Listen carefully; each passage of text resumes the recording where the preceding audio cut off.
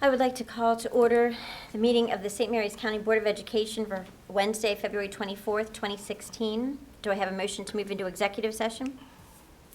I move the board enter into executive session for the purpose of personnel, collective bargaining or legal, property acquisition issues, and student issues under Maryland Local Government Code Article Section 9-512A, numbers 1, 2, 6, and 10.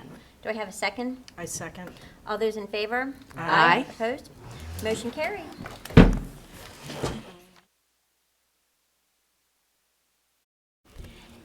fish in a barrel.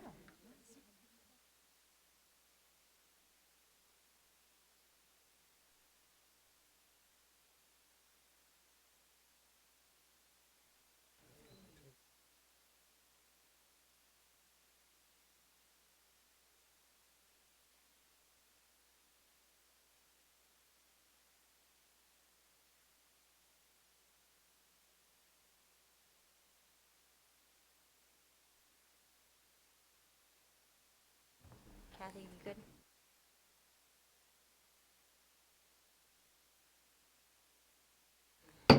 All right, I'd like to reconvene the meeting of the Board of Education. We will begin with the Pledge of Allegiance.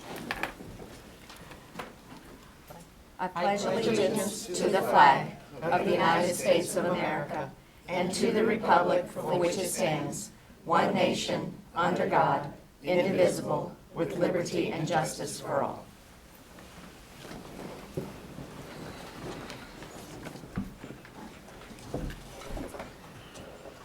All right, we have one change to the agenda before we move to approve the agenda. Item 10.06, incentive for advance notification of retirement, is going to be moved pending approval to 11.03. Do I have a motion to approve the agenda? I move, sorry, Dan, go ahead. Go ahead. Dan? Okay, I move that we approve the agenda as amended. Do I have a second? I second. All those in favor? Aye. Opposed? Motion carried. Board reports. Sarita? Thank you. As I mentioned last board meeting, Ms. Roma Concaria was elected as the student board member for the 2016-2017 year. So she is with us here today. Congratulations, Roma. If you could please stand at this time to be recognized.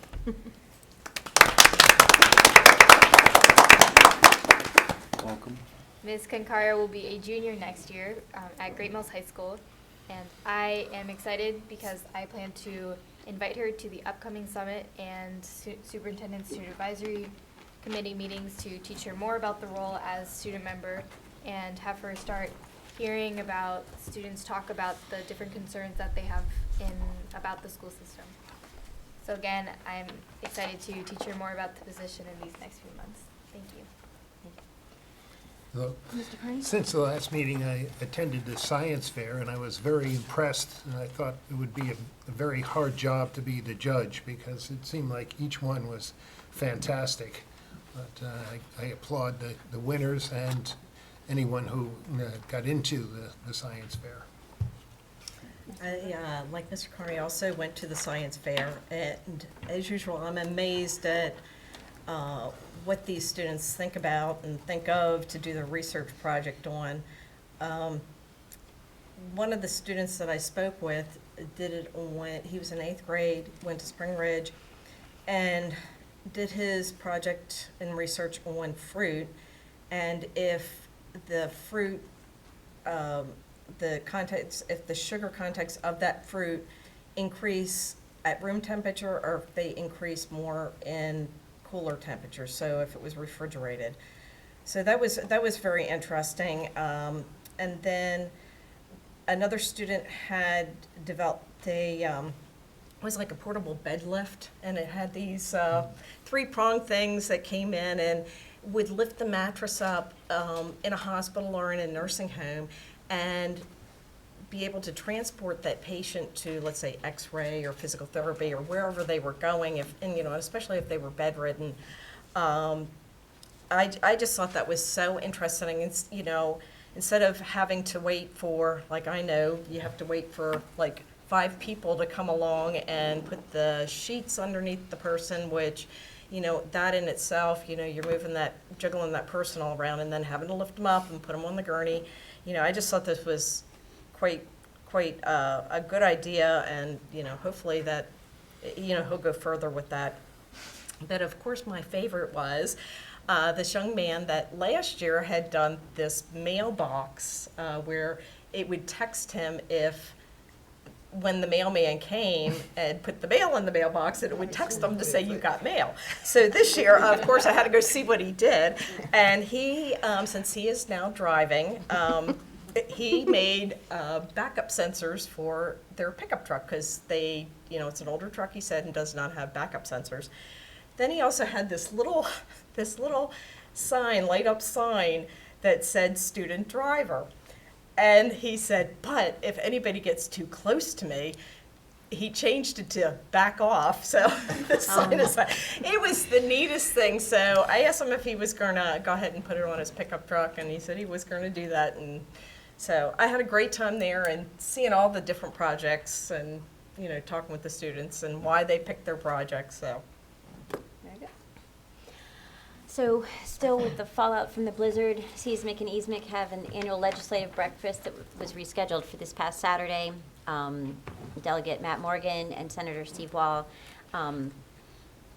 answered quite a few questions from both of the associations on various House and Senate bills.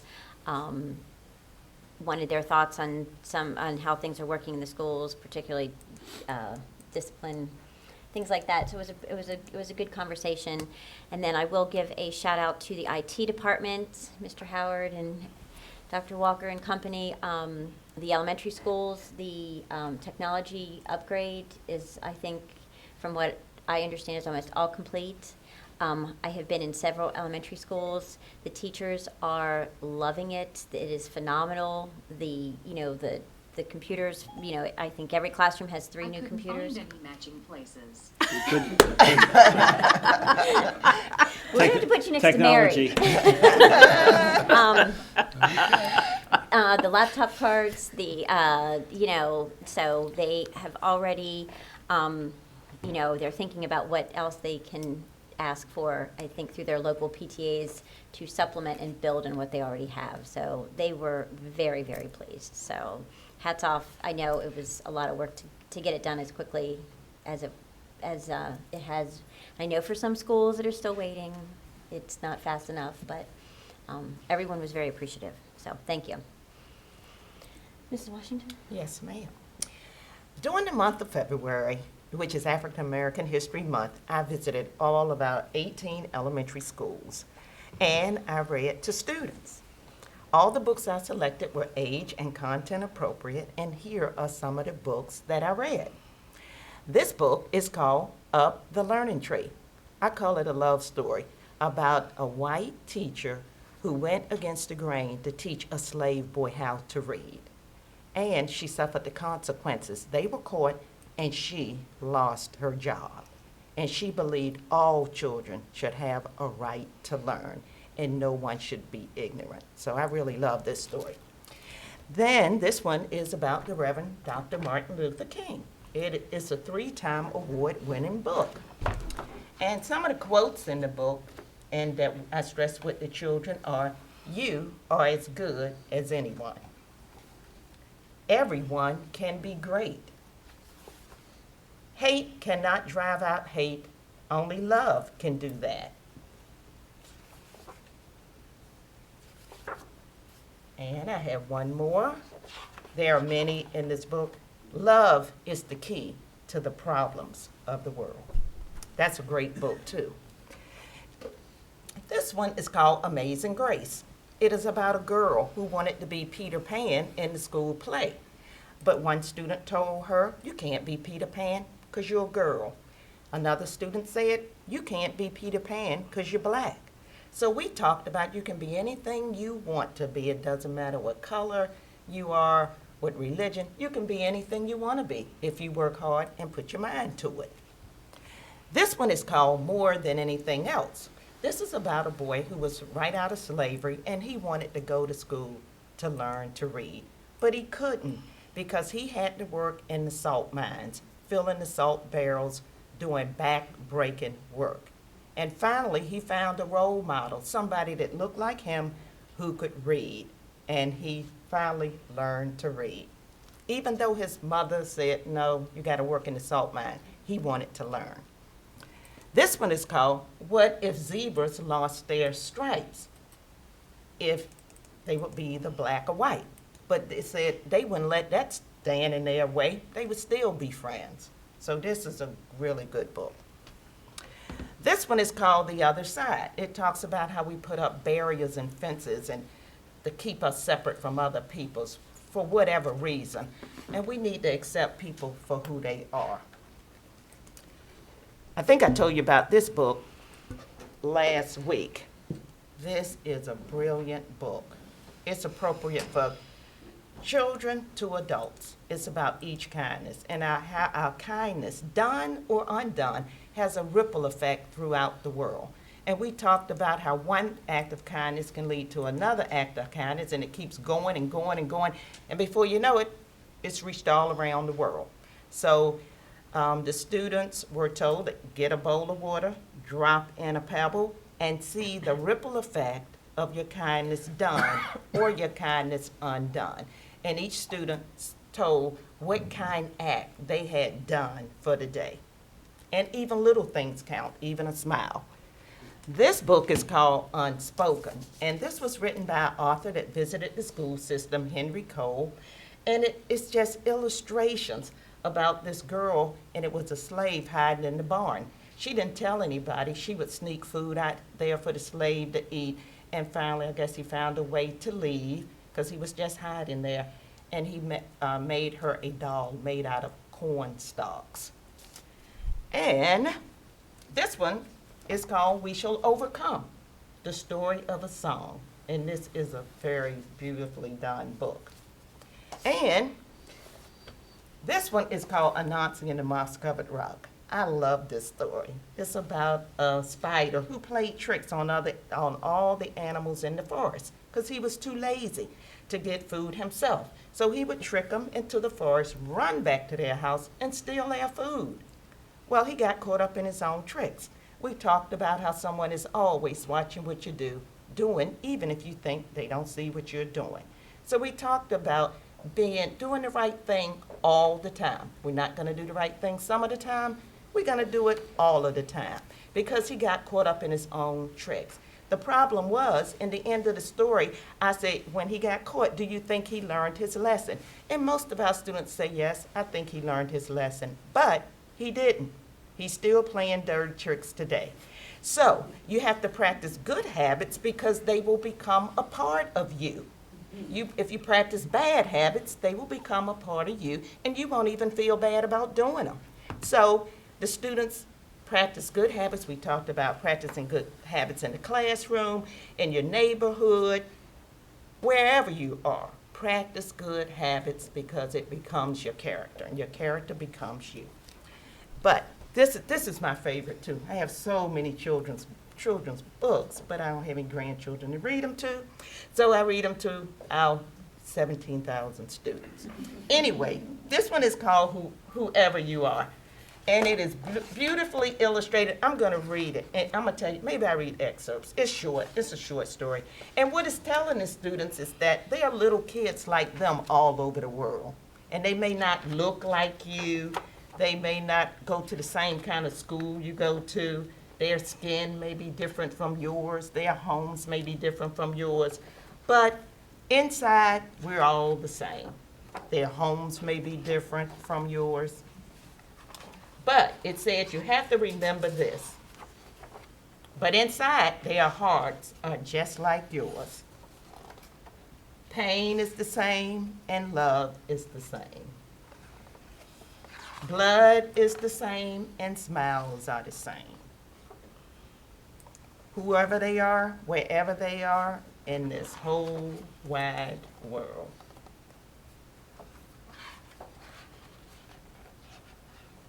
And smiles are the same and hearts are just the same. Wherever they are, wherever you are, wherever we are, all over the world. So I let them know that even though we look different on the outside, we're the same inside. We come in different sizes, shapes, and colors. And we're just like flowers in a beautiful flower garden. That's what makes us beautiful. Because if everybody looked the same, it would be a boring world. So, and I told them we all belong to the same race, the human race. So I just had a wonderful time with the students. Oh, all right, wait a minute. Okay. And then while I was visiting Lexington Park Elementary School, I was so touched, and I feel emotional when I talk about it, about the compassion that Lexington Park Elementary School is showing to students, to the needy students, students that don't have food, and students who don't have the appropriate clothes. I walked by a room, and it was loaded with food and clothing. There are students, they say, in the school that don't have the appropriate clothing, coats, gloves, scarves, shoes, a lot that middle-class people take for granted. If your child loses a coat, you go buy another one. They got 2 and 3 pair of gloves. And they had prepackaged foods, gently used, and new clothes. A lot of them were new. They had school supplies and even hygiene products, because a lot of students don't have a toothbrush or toothpaste.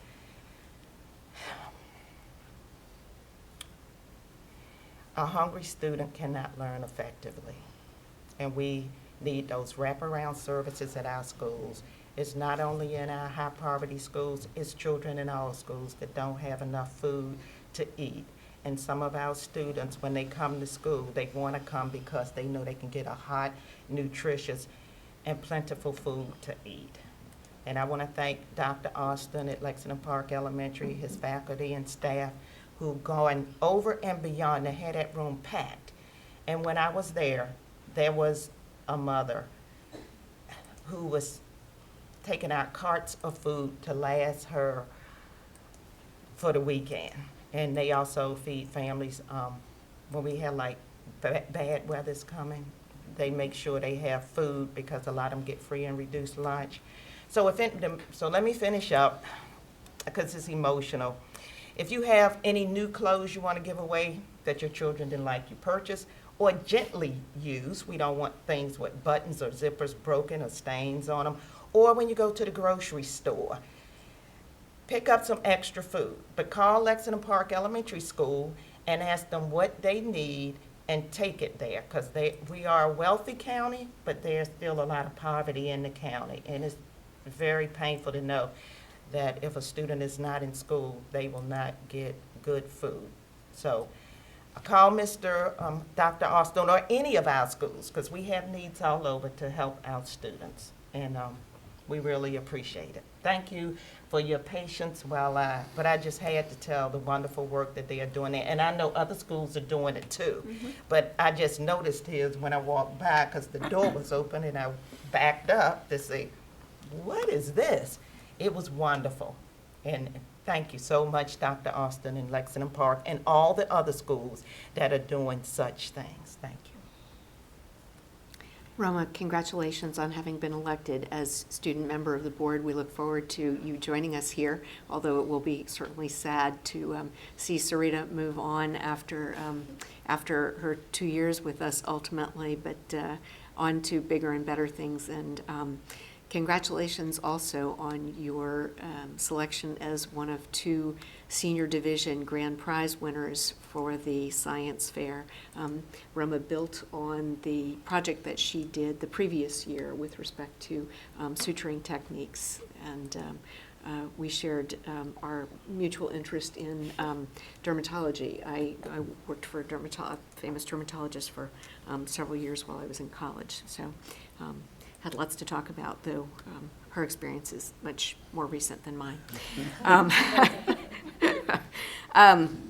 I also want to say thank you to Delegate O'Donnell. Mr. Smith, Mrs. Washington, Mr. Carney, and I traveled to Annapolis recently to attend MABES, which is the Maryland Association of Boards of Education, their annual legislative luncheon that was held in the Miller Senate Office Building. And Delegate O'Donnell came and joined us for lunch. We had a great conversation and very much appreciate his interest in us and his willingness to sit down with us and listen to what we had to say. So very much appreciated, and hope that next year Mrs. Bailey and Mrs. Weaver will be able to join us. I know last year they were both able to join us, and it was a very enjoyable day. So thank you very much. That concludes my report. Thank you. Well, yeah, we had the MABE legislative luncheon, we had the EASMIC legislative breakfast, and then the Chamber of Commerce on Monday also had a legislative breakfast. So our elected officials, our delegates and senator have certainly spent a great deal of time interacting with us down in St. Mary's County. It's my understanding they're going to be introducing and reviewing upwards of 3,000 bills. Who thought we ever needed that much legislation to set us straight or to unset us straight?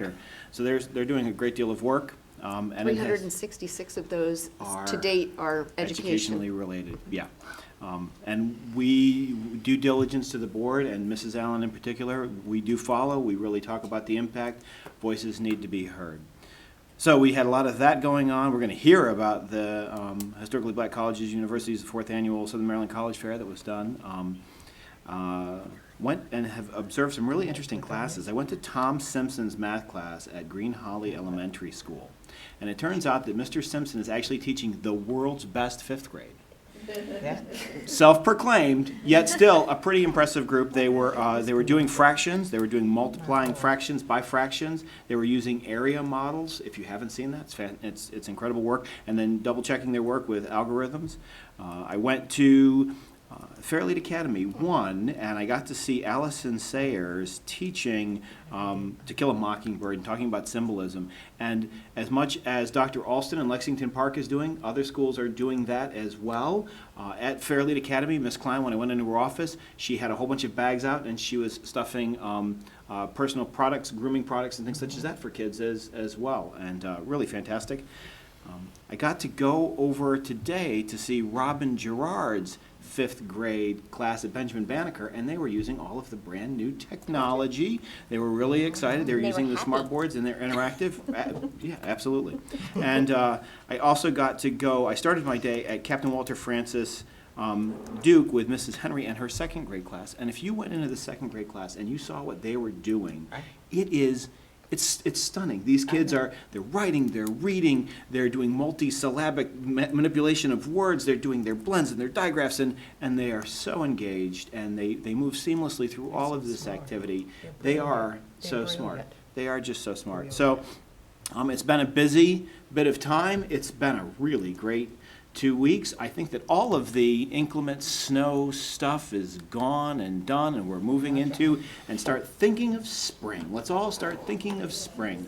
And so with that, the patience of the group, I know we have some fantastic recognitions and conversations, so let's have Onward that. So and thank upward. you. Right. Onward and upward. Mrs. McCollum, Okay. you're on.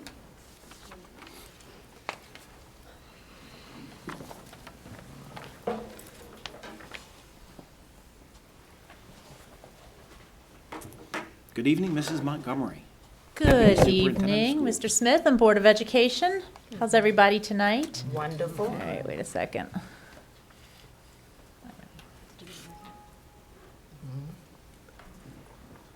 Okay. Okay, wait a second. Okay. Whoops, going the wrong way. Whoops, There you go. okay, PDF. there we go. All right. So good evening again. It is my pleasure to recognize African American History Month. All of our schools have organized instructional activities that are definitely designed to connect our kids to African American history, because what we know and believe is that by connecting kids to African American history, they will gain a better understanding of themselves, and in turn, no matter what color they are, they will learn to develop compassion in others. So it's very important that we recognize this every month. So the list before you is, it kind of just captures and highlights the activities that have been that all of our schools have been involved in it. So it's just like a compilation of many things. But I did have the pleasure of seeing some of them firsthand. For example, at Oakville Elementary School, students wrote essays about how they can live their lives like Martin Luther King Jr., and they also created posters titled, "The time is always right to do what is right," and that's also a quote by Martin Luther King. At Green Holly, they invited a guest speaker. His name was Daryl Hinman, and Mr. Hinman came to speak to their student groups. And he is also a parent at Green Holly, but he's a local author, and he wrote a book titled Black Gold. And this tells stories of little-known African Americans who have made great contributions as educators and inventors. So that was a wonderful activity. At Esperanza, they hosted a virtual scavenger hunt for famous African American mathematicians, and they also evaluated Martin Luther King quotes and discussed how his statements impact their lives today. And at Leonardtown High School, they highlighted biographies of famous African Americans on their in-house TV system, LTV, and they played student-generated and recorded messages on LTV every day. They sent me a few samples of them. They were real. Anytime students get involved in doing those things, very well done. So, and of course, what we're here tonight to look at specifically is Adrian Mathis and Maggie Giles are here to highlight one of the events held this month. St. Mary's County Public Schools partnered with the NAACP to host the 4th annual Career and College Fair on February the 18th, which featured historically black colleges and universities as well as local colleges and universities. So, Ms. Giles is the assistant principal at the James A. Forrest Career and Technology Center, and Ms. Mathis is an assistant principal at Spring Ridge Middle School and also coordinated the event for the NAACP. So with that, ladies, I will turn things over to you.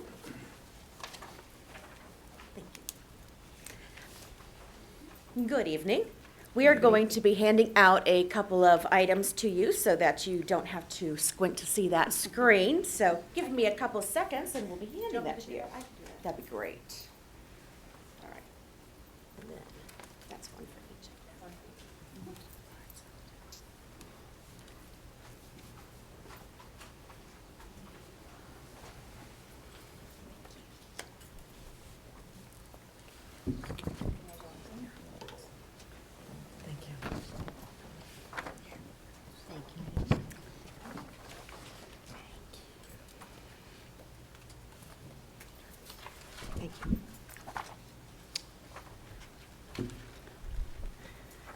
Thank you. Okay, once everyone has their items, I'll begin. And there are sample folders. We have just one set, so as we're going through, you can pass those around to you to see the contents. One is a sample of what the students were given, and the other is a sample of what the recruiters and community supporters were given.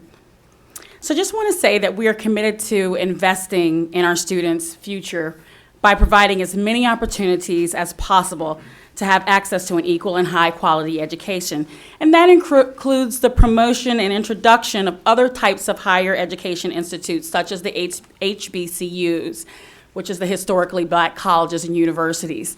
We also highlighted our local colleges and universities as well.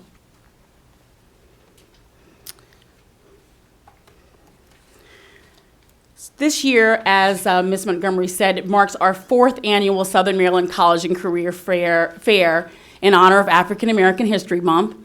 And of course, it's awesome, really awesome this year because we get to partner with St. Mary's County Public Schools. So I really am excited about that. And we had our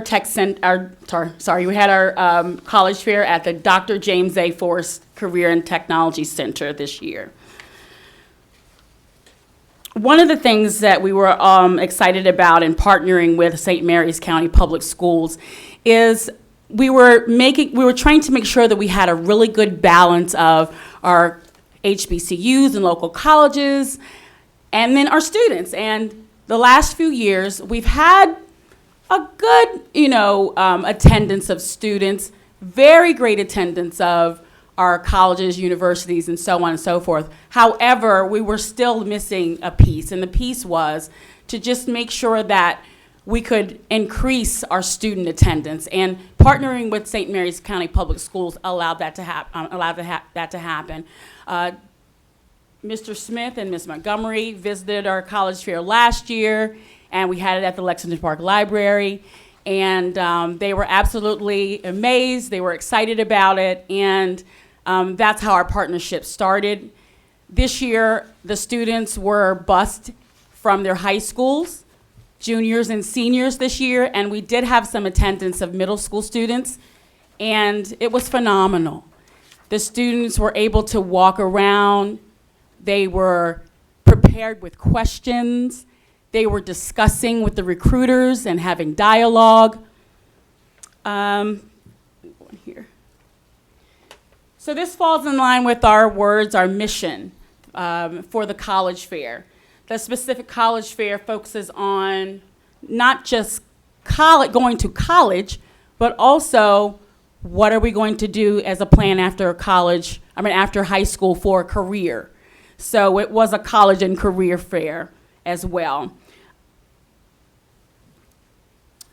And at the end of the presentation, there is going to be a brief video overview of the mission and the vision for the college fair. A lot of the students coming in got a folder similar to with this particular saying on it, and this made me feel really good. I just spoke about this before, about how they were moving around the room, the students. They were engaged like you would never believe, especially our middle school students. It was different for them. That's something that's usually brought to them as a group. So they were moving around, asking questions, wanting to know what colleges offered whatever interest they had. Also, we had several colleges that were keying in on trying to make a connection with this county. One in particular was Winston-Salem, I believe, and Winston-Salem said, I need to get to see your band director from Leonardtown High School. And the reason why I chose Leonardtown High School because it was right there next door. We were right at the tech center.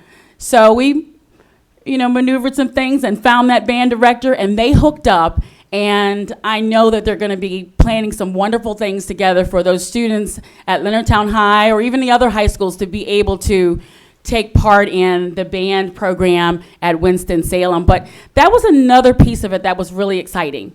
Being able to have the recruiters want to come into the county, untapped territory for them, especially with the historically black colleges, and be able to form those relationships and bonds with our students and with the people in the county.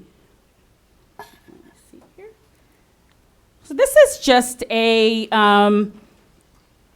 highlight, a demographic of this year's attendance. And as you can see, we had over 160 students, visitors attend. Say visitors because we had 2 separate sessions. One session was specifically for the high school / middle school students from 10 to, I think, 1 o'clock.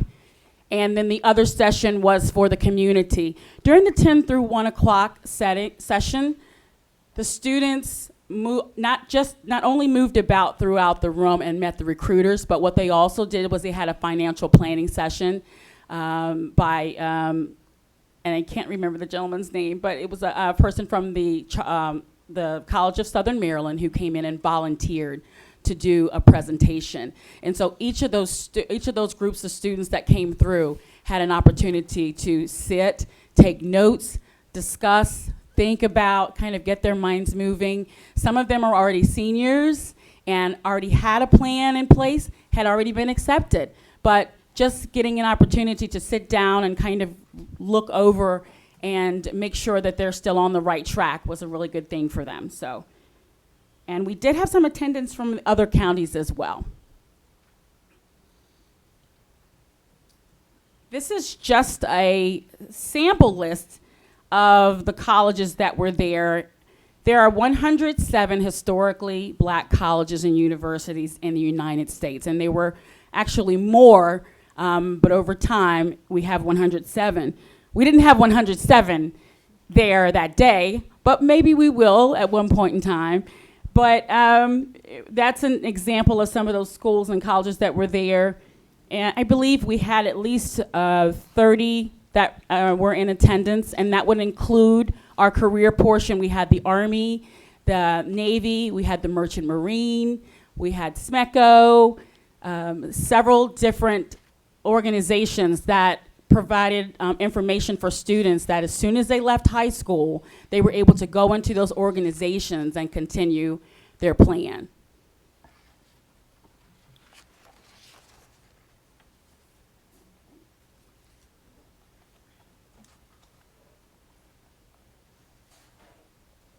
As the assistant principal of the Dr. James A. Forrest Career and Technology Center, I have the opportunity to meet with students from all 3 high schools, as well as the Fairleigh Academies.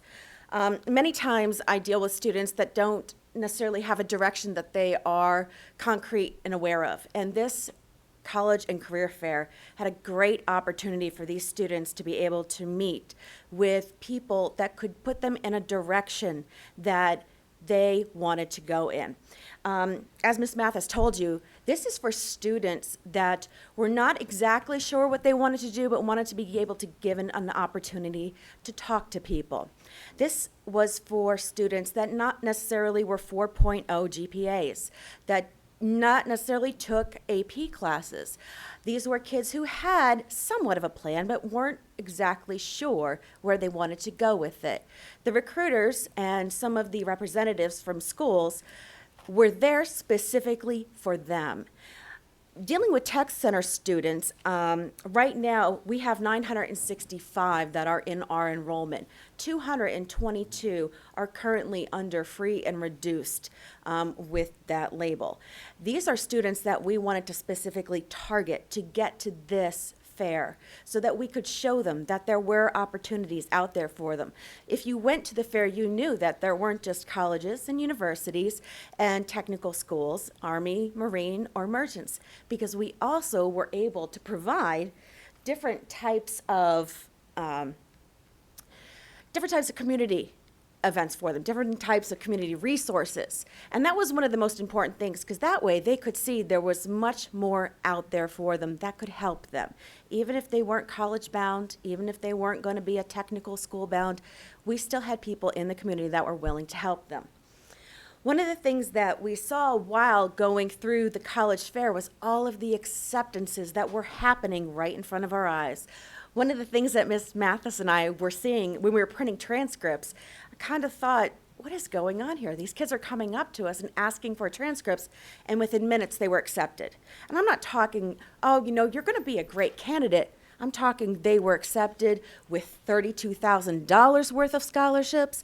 They were accepted with auditions for brass instruments. That was Winston-Salem that wanted those guys. It was really impressive watching these kids walk out with I was accepted stickers. 4 acceptances were given to the Virginia Military University, and that is a very high honor. These kids came prepared. These kids came with a goal, with a mission, and I'd love to thank all of the people involved that got them prepared to come to this. It wasn't just, let's drop them off, let's bring them on in and send them on their way. They really prepped them for this event. Opportunities were available for them to meet with recruiters, like I had said, such as the Army, the Marines, the Merchant Marines, but also St. Mary's College and College of Southern Maryland, and these continuing education programs. One of the comments, or one of the quotes I put at the bottom, is one mark of a great educator is the ability to lead students out to new places where even educators have never been. I have never been to Walden Sierra. I have never been to the Global Village or the Minority Outreach Coalition. If I can lead students to somewhere that is going to be able to help them, I am going to do it, and I'm going to find out how to do it.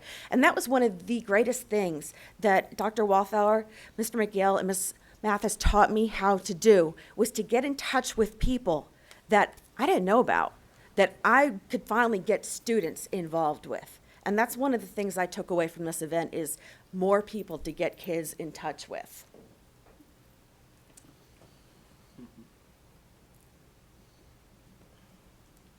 And in this last frame, I was thinking about how not only is college the plan and asking what is your plan, but how about my plan and my purpose leads to my power? So that's what was going on in that college fair. They were developing their plan and their purpose leading to their power. And I believe I have the video link. Oh, let me do these acknowledgments really quickly first. Number one, I do want to acknowledge Dr. Janice Walthour, who is the second or first vice president of the NAACP, and she is the chairperson of the education committee of the NAACP, who actually really got this ball rolling and created this. So Dr. Walthour, thank you very much.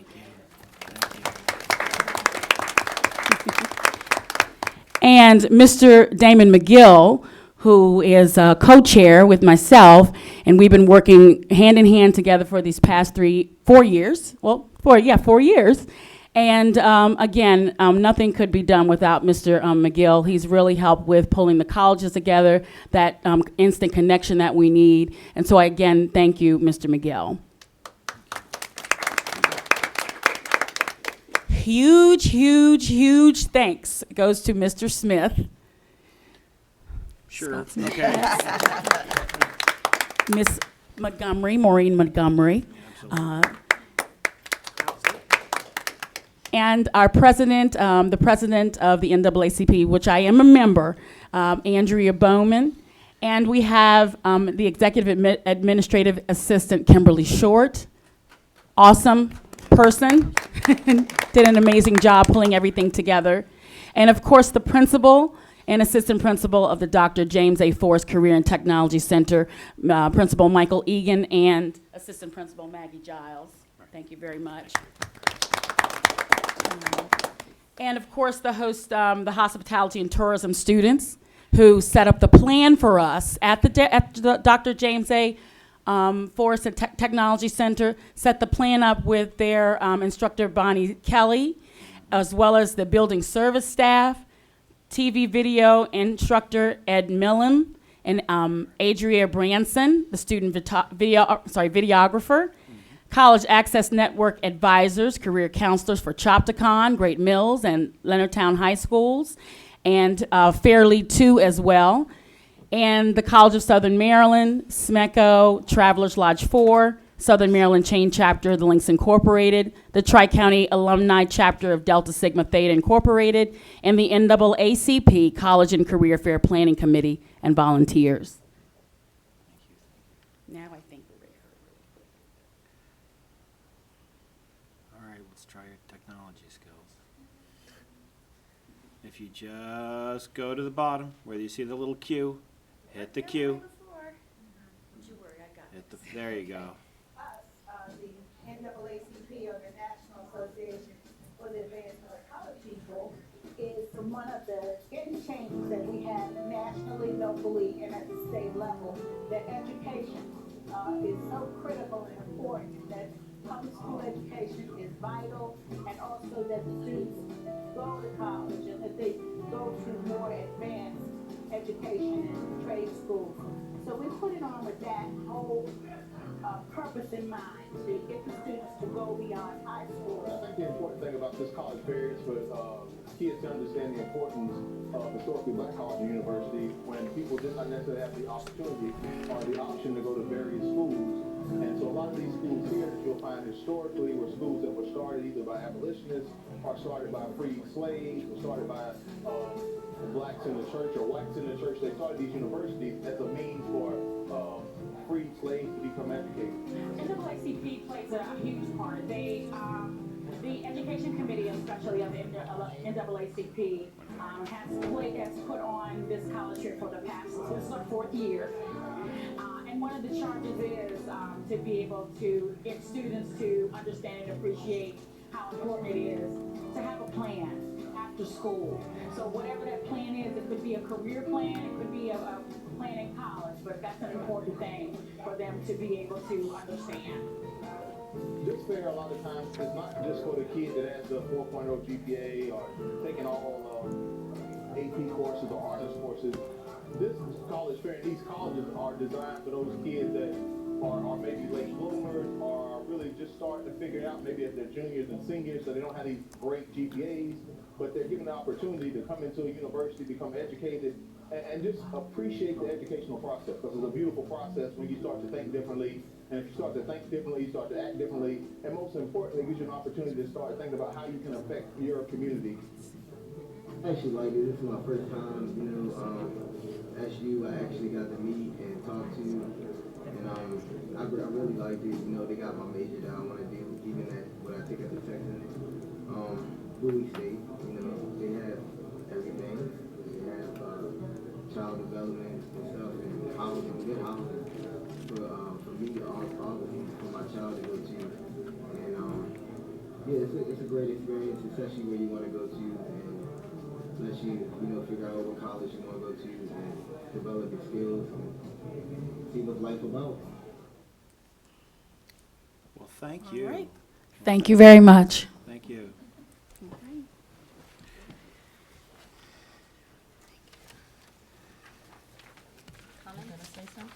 All right. Well, I was going to wait for all of you. I just did want to say that first and foremost, thank you very much for the presentation, Dr. Wathar, Mr. McGill. Thank you so much, and of course, Ms. Mathis. Thank you so much for all of the time and energy that you put into this event. And it's so exceptionally fitting that it falls within January and Black History Month.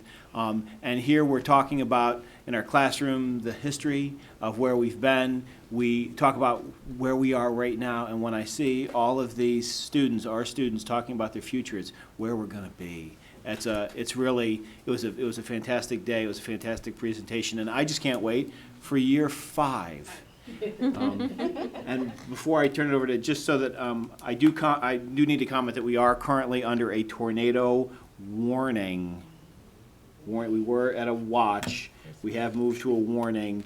There is inclement weather traveling over top of us. We do have people watching it, correct? Sure. Yes. That's the answer. Yes, we do. So I'm just, we are, just so that we are aware of it, and if in the event that it does look like it needs to be escalated, we'll of course. Yeah, well, Well, you see. Well, how about if we finish this and then we take a, Break. not to suggest a break, but it would be probably a great idea to take a little break after. Perhaps move away from the windows. And move away from the Yeah. windows, yeah. We'll do that. But, I mean, I just want to thank you very much for sponsoring the fair. I know, I think the outreach to the students in the various high schools, and I think the outreach even to the middle school level is phenomenal. It is a very daunting task to even apply for colleges, even if you have parents who have been there and done it themselves. So to possibly have a student who this is, or the first child within a family that will attend college, and that includes the parents as well, to have the type of support that very clearly is given, and the outreach, among the schools and the NAACP and the other organizations within the county, I think is phenomenal. So I agree with Mr. Smith. We look forward to hearing all the stories and having the alumni come back and tell them how it made a difference in their lives. So. And I want to thank you for what you did. I especially like the concept of offering admission right on the spot and offering scholarship money. I think that was tremendous. And also having a career section for students who may not go to college right away. They may want to get in the work world, and in a lot of places in the work world, they will provide scholarship money for you. So that's another way so that you can come out of college or trade school or technical school or CSM instead of being heavy laden with debt. So I think it was highly successful what you did, and I'm looking forward to the 6th college and career fair. And I think with that, we should, given the sirens, thank you. Thank you. What a conclusion. Thank you. Yes, I do. Yeah. Yep. Yep, I do. Trust me.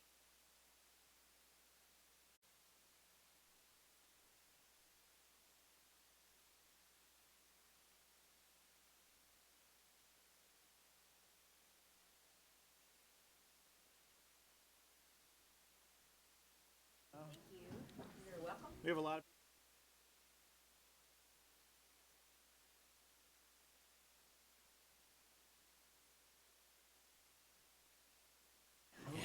Well,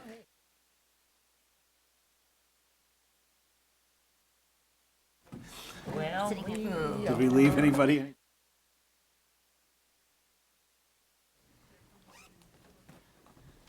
All right. All right. Goodness gracious. All right, so we clearly took our break.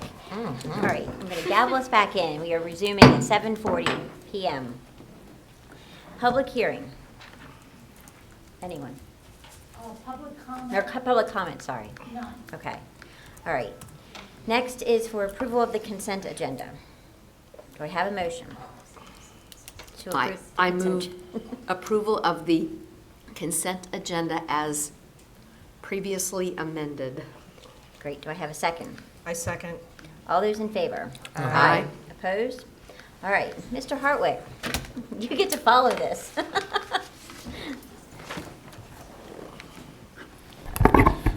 Good evening, board members. Now for the real excitement.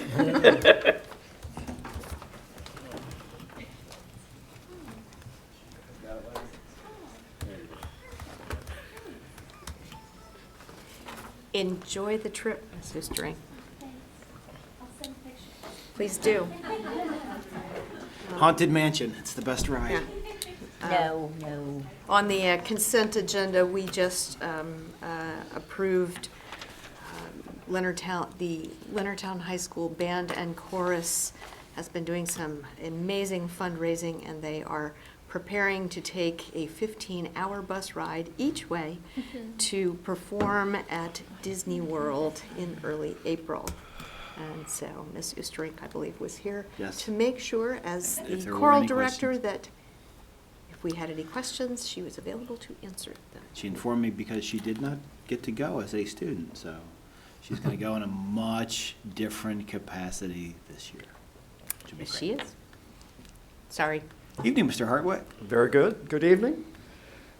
Board members, this action item tonight is to ask for your approval to purchase student furniture for Spring Ridge Middle School under the Mid-Atlantic Purchasing Team contract of 2015-42.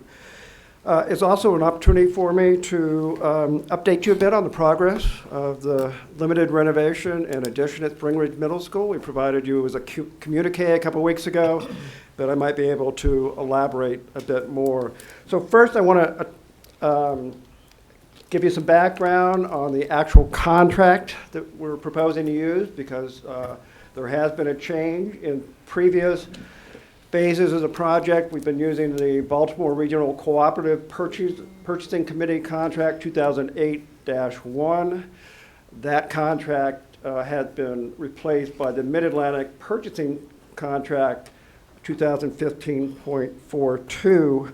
The Baltimore contract expired on December 31st of 2015. Anticipation of that, the Baltimore Regional Group team with the Metropolitan Washington Council of Government to essentially expand the breadth and the scope of the contract to leverage the buying power of that contract. So the contract has really been extended to the district, but has also been extended to Northern Virginia as well.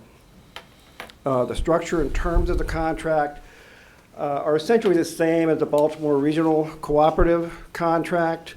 Howard County took the lead on this contract as they had on the previous Baltimore Regional contract. So the structure of the contract is exactly the same, that vendors were awarded based on by manufacturer. The vendor basically provides a price, a discounted price off list price, and that their scope includes delivery and installation. So that remains, the rider clause, all of that remains the same as the previous contract. But so the context of what we're asking to purchase tonight is for phase 6 and 7. The project is about 75% complete. We've essentially worked our way in a clockwise position around the building. The last phase that was completed, it was phase 5. It was completed on the exact contract date of the original contract, February 15th. So the contractor is right on schedule. So phase 6 is another classroom area, 7 general classrooms, 2 science classrooms, and some ancillary spaces. That's set to be finished by May 16th. The longest lead item right now that we have for furniture is the student furniture, and that's what we're bringing to you tonight. But in phase 7, which encompasses the media center and will later encompass the gymnasium and locker room, does include 3 classrooms in this area, the health classroom, the SAIL classroom, and a language arts classroom. We decided we'd better go ahead and buy that furniture now. That way we don't have to deal with the high demand during the summer. We'll have that. We have places to store it. So that's why we've combined the 2 phases just for the student furniture. But the idea would be that we would start in this area in May, so we're actively working with Ms. Fulp and her staff and planning how we're going to move parts of the media center out to the modular complex. And you can see that the phase 7 combined with the gymnasium and locker room is a pretty sizable project if we're going to complete that on schedule for the opening of the 2016-2017 school year. So the general contractor is bringing additional project management staff to the project for phase 7 to assist in making sure that we meet that deadline. So let me come back to what we're really asking for tonight. This furniture that we're asking for is furniture that we've purchased in previous phases, so there's no surprises here. The primary student furniture is the student desk. We'll be purchasing 300 of those desks. The price is actually a little bit less, about $12 less than we paid on previous phases, again, because the Mid-Atlantic Cooperative had a little higher leverage in terms of its coverage, and we got a little better discount from the vendor on that one. We will actually be purchasing 378 student chairs at $66, which is less than the Mid-Atlantic price, and that price has been held since 2014 by the vendor, so we're appreciative of that. And then we have 14 science tables. These are somewhat of a custom table in that the science teachers wanted a 30-inch high science table, but they wanted the mobility, and so we put them on casters. So this little special feature there. We will be bringing additional furniture on this Mid-Atlantic contract for subsequent phases, teachers' desks, those things, but they're not long lead items. So the actual proposals are 3 proposals that we provided the paperwork with the agenda. In terms of the student desk, Duron continued to be the awardee on that manufacturer. The previous discount was 62%. It's now 65.5%, which added savings of about $3,600 to this phase 6 and 7 purchase. Glover Furniture and Design Group, which was the lowest bidder for both Arco Bell and Allied Plastic. As I mentioned before, Glover is honoring the previous price, which is an actual discount of 53.52% versus the 48.10% required by the Mid-Atlantic contract. For Allied Plastic, there was a slight increase in the price list, but again, the Mid-Atlantic contract had a little higher discount. There's a slightly higher cost of about $5 per chair for phase 6. There is no science tables required in subsequent phases. So the total amount for Glover Furniture is about $32,797. And so that's our recommendation, that the Board of Education approve the use of the Mid-Atlantic Purchasing Team contract, MAPT 2015-42, for the purchase of student furniture for phases 6 and 7 of the limited renovation and addition at Spring Ridge Middle School in the amount of $36,123 to Duron and $32,797 to Glover Furniture and Design Group. With that, I'll take your questions on these. There's a progress of the of the project, or more specifically, the proposals before you tonight. Leslie? Oh, no, I have no questions. It's various times walking around Spring Ridge Middle School, it's evident the excitement that there is around the renovations. So thank you very much. Is this purchase price here part of the CIP budget or the operating budget? This is all CIP. CIP, Yep. thank you. Yep. No questions, because you, as always, have provided all the information ahead of time, so thank you. Thank you. I have no questions. Thank you. Thank you. Thank you for a thorough job.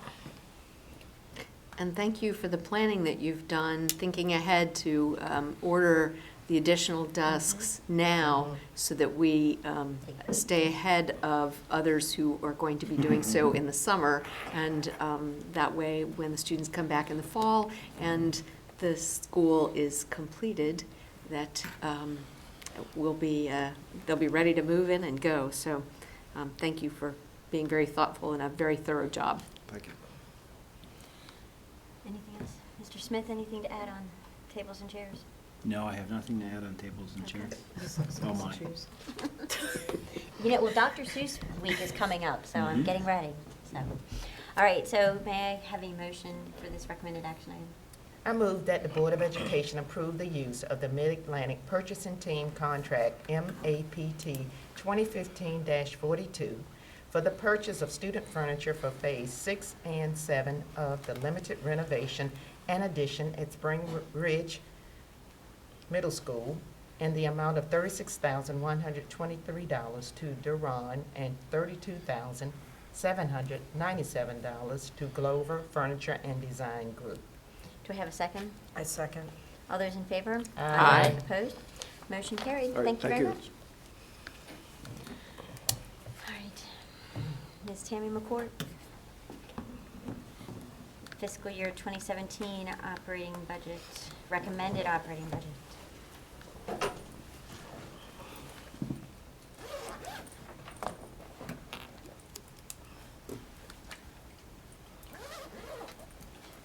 To round out your already exciting evening, FY17 budget. Just to reiterate, we've met several times now in discussing the FY17 budget. Those priorities consist of our people, specifically compensation, instructional resources, and technology to engage, educate, and communicate. Specifically, the last two items have already been addressed by you, and that is the forwarding of an FY16 $2.9 million budget request to the county commissioners. From the big picture, the request now is $206 million, which represents $6.4 million over and above the 2016 budget, a 3.2% increase.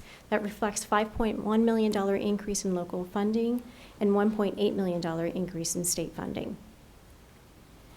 On the expenditure side, there are two primary areas I'd like to point out. For instructional salaries and wages, a $3.4 million increase. That is predominantly as a result, of the compensation increases for negotiations. The $1.4 million decrease in other instructional costs is as a result of the lease payoff in 2016 for computers. And the $2.2 million increase in fixed charges is associated with health insurance and Social Security costs associated with the compensation for our employees. The $1 million cost in special education, I apologize for overlooking that, was as a result of compensation increases for our employees, plus the additional costs associated with out-of-county placements. The recommendation at this time is to approve the budget for 2017 as presented and forward to the county commissioners of St. Mary's County for their review and approval. Any comments? Ms. Lee? No questions, thank you. Mr. Curry? No questions. Mrs. Weaver? Yes. I would like to thank the administration for taking into consideration some of my comments from the last work session. And one of the things, the money for the new office furniture here at Moakley was taken out. I thank you very much for doing that. The person that had requested it, if you would like me to personally come paint your office or move anything around, I will come do that. Okay. The special education para to be transferred to the charter school was also removed. That was something that I had really questioned, and I am glad that the person, the special education para FT, will remain with us. But I am hoping that in September or August, when things are relooked at, that it's not slipped back in. And I would hope that you would come back to us to let us know. I still do not believe that the $21,250 should be spent on substitute teachers' lunches, receiving a free lunch on the taxpayers' money. It makes it, the statements of it makes it easier for them not to have to pack a lunch, or they will stay during their lunch hour and not leave the building, and the budget can't afford them to give a raise, so we are providing free lunches. I find this as a mere excuse to justify the expenditure. As I pointed out before, the reason it is difficult to get subs is due to the new federal regulations. From anyone working over 29 hours a week must be provided health care, and also due to many spouses, whether military or if the spouse is a shift worker, fireman, or even a police officer, that the spouse might not be able to work at that time due to their spouse being on duty or deployment. I believe that only the students that are eligible to receive a free lunch are the ones that do receive that free lunch. So I am still asking that these funds be used in a more appropriate manner. The 12 kindergarten paraeducators have been removed from the budget. I pointed out at last board meeting the difficulties faced by the teachers, the class size, and how the current paraeducators are having to divide themselves between classes. I believe that we should at least put 3 paras back in the budget before it's moved forward.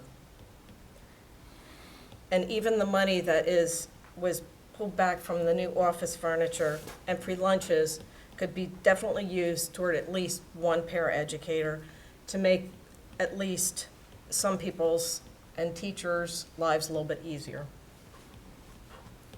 Mrs. Washington? No comments, please. You've answered all my questions. Thank you. Mrs. Allen?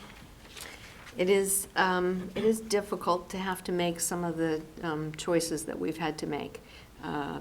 Certainly, it was difficult several years ago to have to make a decision to cut back on the number of paraeducators that we have in the classrooms. And at the same time, I really respect the work that the kindergarten teachers are doing. And it isn't easy to not be able to put those back. I think several of us have had conversations with Mr. Smith to say that if we are able to achieve some budget savings, that perhaps be something that is considered moving forward. But at the present time, we're not able to identify sufficient resources to be able to do that. I think our next item may ultimately, in August or September, perhaps provide us with a means to move forward, perhaps incrementally. But I also look to the educational leadership at each site to make the best decisions for each of those schools. And I know that at least the conversations I've had with different principals and teachers, that is a conversation that goes on between the principal and the teachers in the building.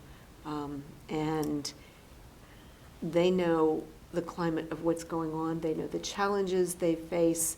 They know the resources they have. And my own feeling is that I want to leave that expertise to them. I know that a lot of this is evaluated again in July and August and September as our final enrollments come in. I know that adjustments are made, whether it is putting another person in the building, whether it is an IRT going into a classroom at certain times. I really respect the fact that our principals give a great deal of thought to this and consideration.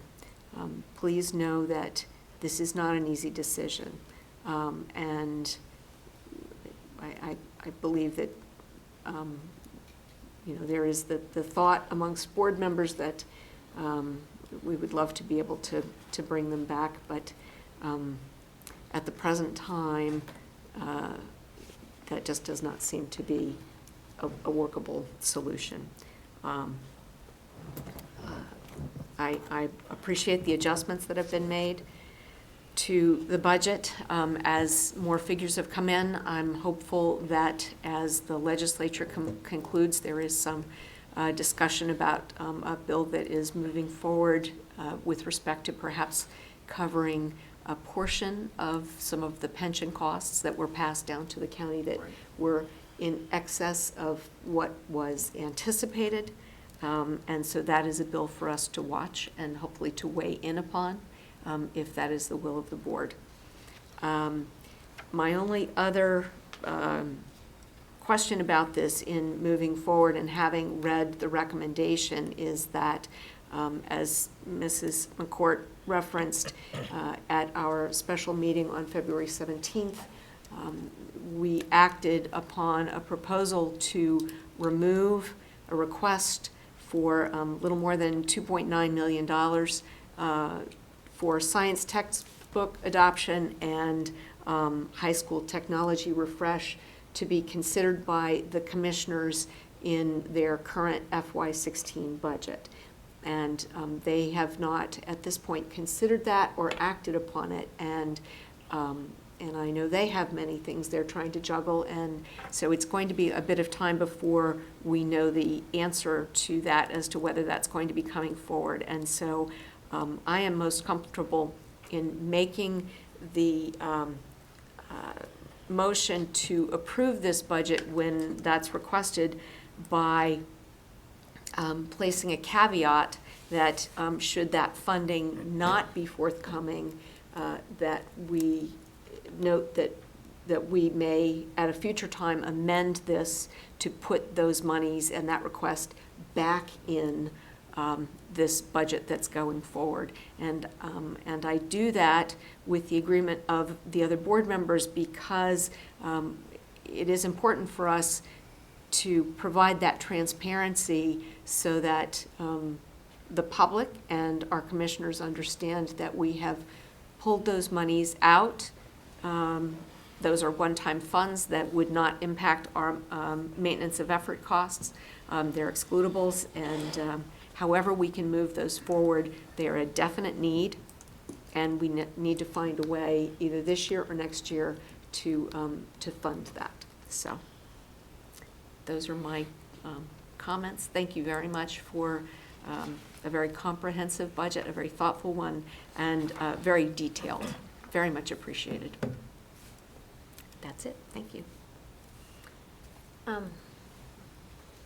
think it's important to note that we did consider the comments that were made at the public hearing last week. I think it's also important to note that the executive team or Scott's cabinet and every single person who had their hands on this budget over the past several months, everything was scrutinized and analyzed, and the state of the county's finances were also in the forefront of everyone's mind.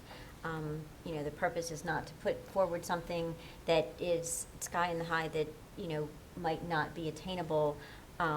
It is to put a budget forward that meets the needs of the system as we stand, taking care of our people and the items that are necessary. As we move forward in years you know, next fiscal years, you know, we've seen in the past that the county commissioners are very willing to allow us to make budget adjustments, to purchase technology, to put requests forward for one-time funds for things, you know, that we've identified that the school system needs, and we are very appreciative of that. So, with that, I do compliment everyone who spent hours and hours, and Tammy, I can only imagine how many spreadsheets you had going across everything in order to pull this together.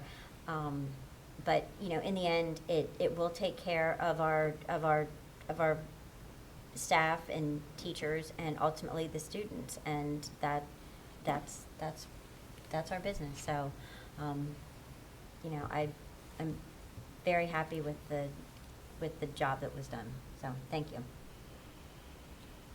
And I would just like to say, I would like to thank the board for due diligence and really spending the time to completely examine every element of the money, where it comes from, and how we're proposing it be spent.